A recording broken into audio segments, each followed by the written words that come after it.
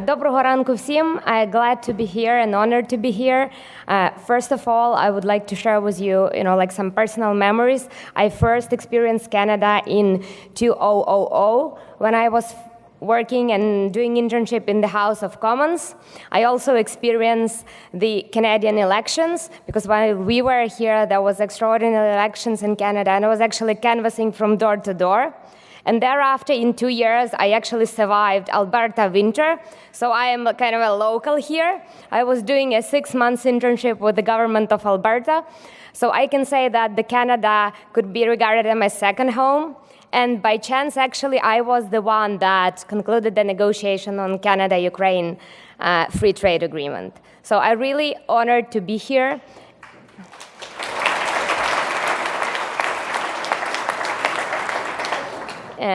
And I believe that I see here a lot of friends. And there is a proverb in Ukraine that says that the friend is not the one spreading honey on your bread, but the one telling you truth. Твій друг не той, хто медом маже, а той, хто правду каже. And thus, I believe that we can here today discuss not only the good issues, but your concerns, your feelings, and we are here to discuss them with you and to help to solve them for the prosperity and future of Ukraine. And now coming back to the subject, what I wanted to discuss here with you, actually, that's a Ukraine at the place for placing your manufacturing base.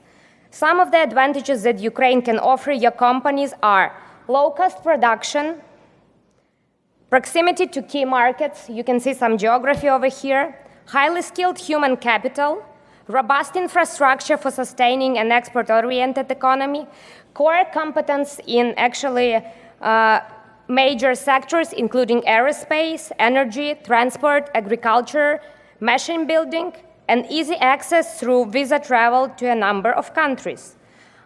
Tangible, real advantage that Ukraine can offer, you can already experience by 50 large international businesses that are using Ukraine as a manufacturing base for exporting to foreign markets. And now, to the free trade agreements. What is the free trade agreements and why they are important for the foreign investors? You can see that agreements for free trade agreements actually are agreements that opening new markets for goods and services.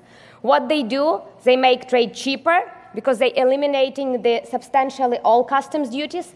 They make trade faster because by facilitating goods transit through the customs procedures, and they create more predictable policy environments by aligning trade policy and customs procedures for businesses. Yeah, but you can say, that's the only words. What we can, the real business can experience from them. There is a huge book which is called Free Trade Agreement, what it gives us as a business and why it's important to us. What we can say, now coming back to the Ukraine network of free trade agreement. Ukraine has concluded 16 FTAs covering in total 45 countries. Ukraine trade strategy has evolved progressively, both geographically and in terms of the content. And we took part in negotiation both bilaterally and plurilaterally. What we have? We have the agreement, which is well-known CIS FTA agreement, which includes a number of countries.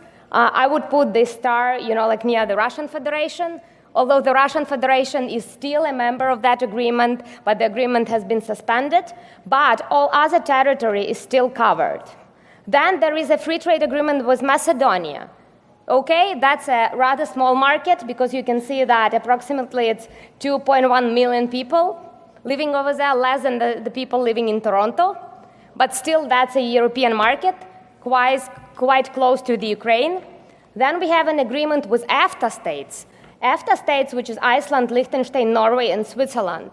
That's a rather, not a huge market, but I would say rather high marginal market with a lot of predictable business climate and very, I would say, rich consumer. What we can have also, Montenegro, one more small state, which is again quite close to Ukraine, even with a smaller population that, that you have here in most cities in Canada, but still very, very close destination. And then our latest addition, which is European Union. This agreement works starting from the 1st January 2016. It covers trade in goods, trade in services, government procurement, and that's a very important part of the agreement because Ukrainian companies can actually access the Ukrainian-based companies can actually access the government procurement market of the European Union. It also provides for the gradual legislative approximation to the European Union internal regulation. So you can see that it's approximately 500 million people in that market. And then the Canada, our agreement that has been initiated on 14th of July and that we expect to sign this summer. And then that agreement provides for liberalization of trade in goods and government procurement. I think we will talk on that in our session later on. And we have ongoing negotiation with Israel and Turkey. What actually, all those said that we are having a number of a very important agreement and a number of a very important trading partner for us. But there is actually one additional thing that is very important for the investors.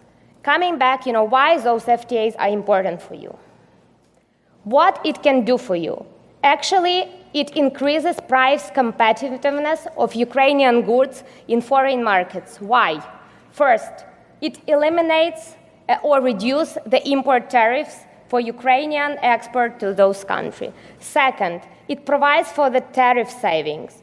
It means that you pay tariff, for example, 10%.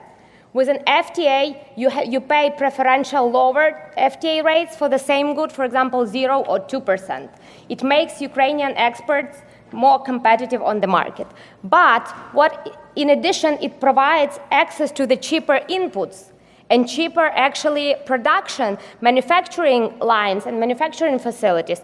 It means that you can import into Ukraine inputs from all of our FTA partners duty-free or at the preferential duty rates. And in addition, what it gives you price competitiveness again on the foreign markets. And now coming back to the DCFTA, which is, I believe, could be a very interesting agreement for the Canadian investors into Ukraine, because you're receiving access to rather cheap and very professional labor in Ukraine. You're receiving additional, very close access to the European Union market, to the huge market, and you have removal of 97% of duties on Ukrainian goods and reduction of average tariff on Ukrainian export from 7.6% to 0.5% after the transition period. And in addition, you have also the free access of services to the European Union market. What actually it provides as well? It provides, in addition to that, the adoption of the Ukrainian standards to the European standards. What it means while you will be producing in Ukraine on the Ukrainian standards, producing for the huge local market, automatically after some transitional period, you will receive a full recognition for the European market. The same applies for the agriculture and food safety. After we complete our homework, our reform, we automatically would have an access to the European Union market. As of today, we already have an access to the European market for a number of products. We have an access for our poultry, we have an access for the dairy products, we have an access for Ukrainian egg and eggs products. So more to come. And, to sum up, actually, I believe that what we have at the very end. Ukraine is open for manufacturing. We have 45 million domestic consumer base. We have a huge FTA network. And actually ask you to rethink the way your company does business today and come to Ukraine. But our honorable moderator talked that we are, making some jazz today. And I would like, to come back to a Ukrainian folk song. We here are not actually to make idle promises. We are here to help you to invest in Ukraine. And there is a great Ukrainian folk song which is called "You've Lied to Me." Ти ж мене підманула. And this song is about a young man being in love with a young lady, dreaming of going out with her. He invites her out every single day, the whole week. She promised him to come, but never does. Just a small quote of English translation of this beautiful song. You said that on Monday we would come together for flowers. I came, but you didn't. You've lied to me, you've let me down. You've lied to me, you've let me down. You've let me down, you're driving me crazy, a young one crazy. You said that on Tuesday you would kiss me 40 times. I came, but you didn't. You've lied to me, you've let me down. You've lied to me, you've let me down. You're driving me and young one crazy. What I can promise you here, that we are here neither to lie to you, not to let you down, not to make you crazy. We hope to see you all in Ukraine and your business, so welcome and hope to see you in Kyiv.